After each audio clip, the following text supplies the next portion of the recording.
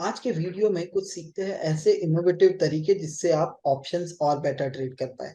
तो आज हम यूज करेंगे साइकिल और चार्ट्स भी हम यूज करेंगे, जहां पर हम देखेंगे कि कैसे हम एग्जिस्टिंग हमारे जो ट्रेडिंग सिस्टम्स है उन्हें कैसे हम और रिफाइन और बेटर कर पाए।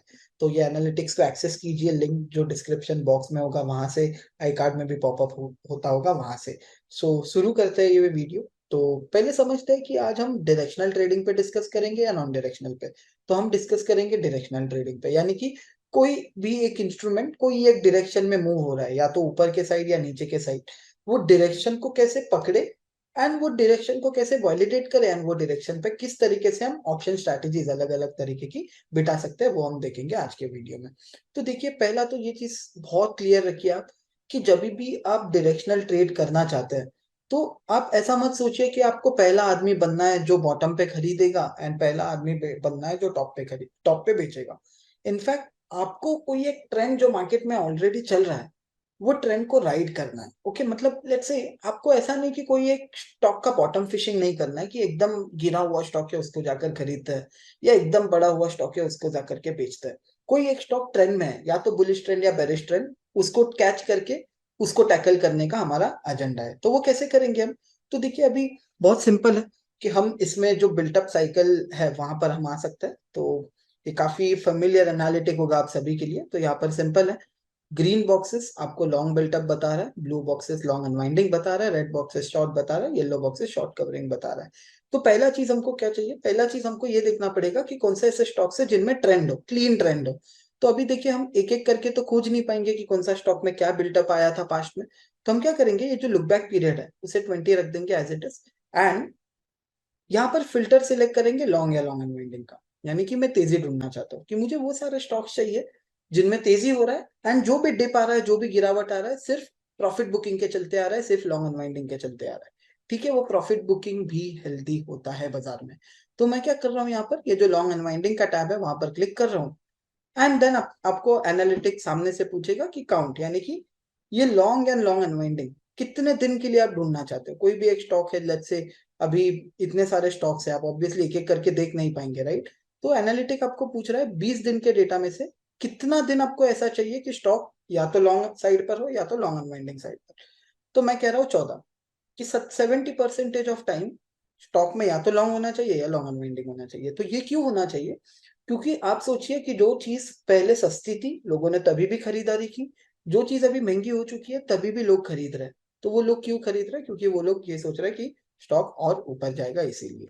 तो हम यहाँ पर अगर हम अप्लाई पे हिट करेंगे तो हमको कुछ ऐसे एक एक एक वॉच लिस्ट बन जाएगा हमारे स्क्रीन पर, जो हमको वो सारे स्टॉक ढूंढ के दे देगा जिनमें 20 में से 14 दिन या तो लॉन्ग हुआ या तो लॉन्ग अनवाइंडिंग हुआ। ठीक है, तो अभी यहाँ से सिंपल है। अभी हमारे को करना क्या है? हमको करना इतना है कि ऐसा स्टॉक ढूंढना है जिसमें ज्यादा शॉर्ट बिल्टअप नहीं आया हो। ओके, तो अगर मैं सिर्फ स्क्रीन स्क्रॉल करता हूँ, देन पहला देखिए हमारे पास टीवीएस मोटर है, जो हमारे रेडार लिस्ट पर कंसिस्टेंटली रहा होता अगर हम यहाँ पर कहीं पर भी ये स्कैन लगाते तो, राइट? 12 अप्रैल को लगाते, 10th 11 कभी भी लगाते, अगर आप देखेंगे तो हिस्टोरिकली स्टॉक में शॉर्ट बिल्टअप ज्यादा नहीं है। तो ये हमारे रेडार लिस्ट पर तभी से आया होता। देन अगर आप देखेंगे और भी सारे स्टॉक्स है, जैसे कि लेट्स से बंधन बैंक, ठीक है, मान लेते हैं कि बंधन बैंक का एनालिसिस आप 11 अप्रैल या 10th अप्रैल पर कर रहे हैं, देन आपको क्लियरली नजर आ रहा है कि स्टॉक में स्ट्रेंथ बन रहा है, स्टॉक में काफी ज्यादा खरीदारी हो चुकी है। तो ये प्रॉफिट बुकिंग का जो डिप है उसको आप कैपिटलाइज कर सकते हैं। अपार्ट फ्रॉम दैट, अगर आप कैनफिन होम देखेंगे तो कंसिस्टेंटली लॉन्ग हो रहा है। देन आप कोई भी स्टॉक उठा करके देख लेंगे, यहाँ पर डॉक्टर रेड्डीज कंसिस्टेंटली खरीदारी हो रहा है स्टॉक में, राइट? तो आप यहाँ पर कहीं पर भी ये स्कैन लगाएंगे, कहीं पर भी ये फिल्टर लगाएंगे, तो ये सारे स्टॉक्स आपके रेडार लिस्ट पर आ जाएंगे, क्योंकि ये स्टॉक्स में काफी स्ट्रेंथ है ना। तो देखिए, हमको वही चाहिए कि स्टॉक में हिस्टोरिकली स्ट्रेंथ कहाँ पर है।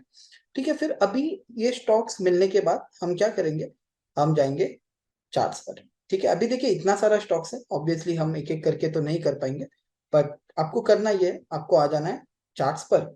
और यहाँ पर जो भी स्टॉक है यहाँ पर, जैसे कि let's say for an example, अभी देखिए मैं बजाज ऑटो इंटेंशनली एनालाइज नहीं कर रहा हूँ क्योंकि यहाँ पर 4 शॉट ऑलरेडी है सिस्टम में। तो यहाँ पर बंधन बैंक में ज्यादा शॉर्ट्स नहीं आए, तो बंधन बैंक का आपको रोलिंग फ्यूचर लगाना है। ये आपको बता रहा है, चार्ट्स बता रहा है ऑब्वियसली, एंड ओपन इंटरेस्ट मैंने प्लॉट कर रखा है। It is just an additional analytic. तो जहां पर अगर आप देख रहे हैं कि ये जो बॉटम से प्राइस अपमूव आया है तो open interest backed up up move है, यानी कि यहाँ पर लोगों ने पार्टिसिपेट किया है।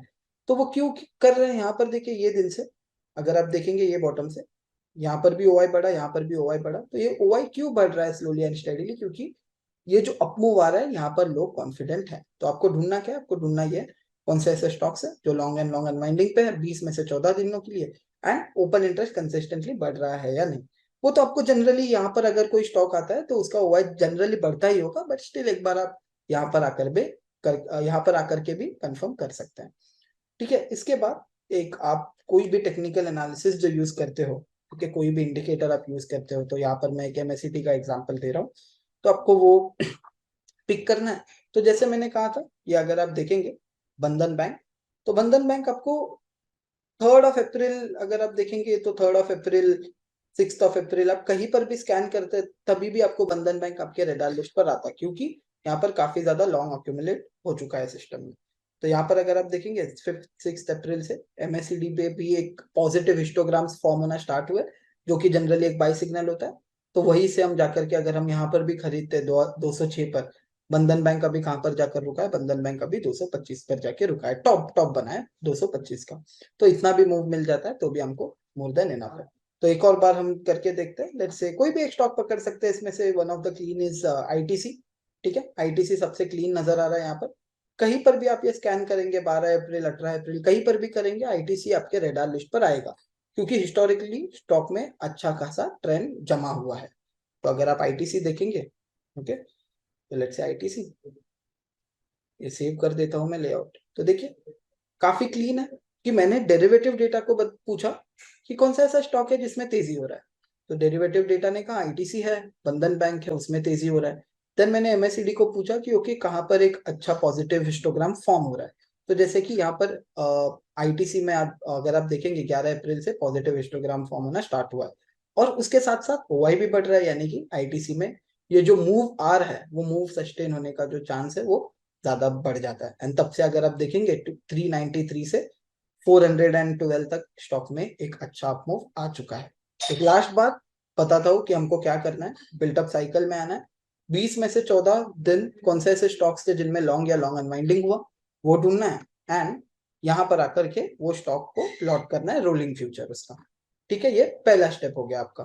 दूसरा स्टेप आपको देखना है कि क्या ओपन इंटरेस्ट बढ़ रहा है एंड क्या एमएससीडी पॉजिटिव हिस्टोग्राम फॉर्म हो रहा है या नहीं।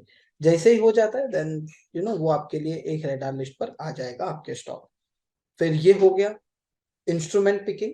ठीक है, कि आप कैसे स्टॉक पिक करेंगे, किस तरीके से आप आपका एंट्रीज एंड एग्जिट्स रिफाइन करेंगे। एक लास्ट तरीका और भी बता देता हूँ कि जब भी आप बाई साइड का ट्रेड में पार्टिसिपेट कर रहे हैं तो एक रीसेंट टॉप क्लियर होने का वेट करें, एंड जब भी आप सेल साइड का ट्रेड बना रहे हैं तो आप एक रीसेंट लो ब्रेक होने का वेट कर सकते हैं। तो इस तरीके से आप कुछ ट्रेडिंग सिस्टम आपका डिफाइन कर सकते हैं।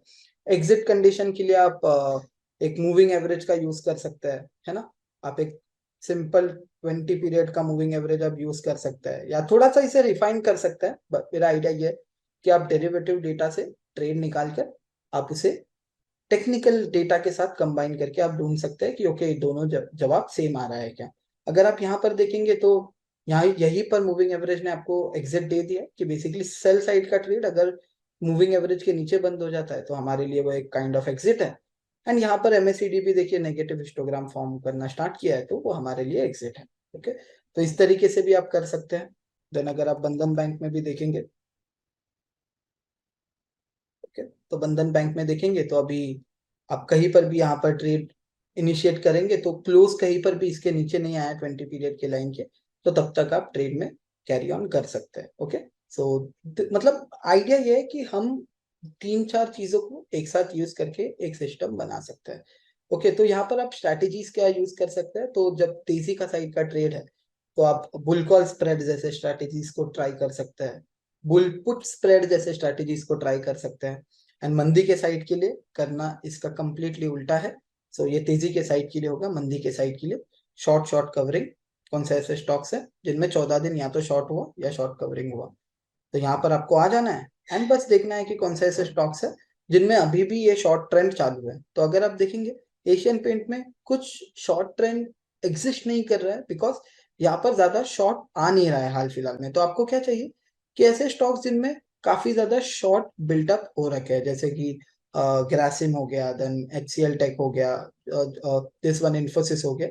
तो इस तरीके से आप पकड़ेंगे एंड फिर यहाँ पर आकर के आप ढूंढेंगे कि ओके यहाँ पर वो स्टॉक में नेगेटिव साइड का मोमेंटम आ रहा है या नहीं।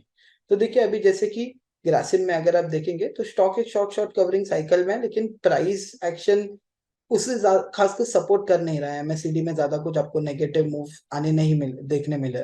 तो इस तरीके से आप इग्नोर कर सकते हैं। जरूरी नहीं है कि हर एक डेटा पॉइंट एक दूसरे के साथ मैच हो। इससे होगा क्या कि आपका ट्रेडिंग सिस्टम रिफाइन हो जाएगा। स्ट्रैटेजीज मंदी के साइड के लिए, स्ट्रैटेजीज जो हमने मंदी के साइड के लिए करेंगे वो होगा long put, then bear put spread, bear call spread. तो इस तरीके के स्ट्रैटेजीज आप वर्कआउट कर सकते हैं।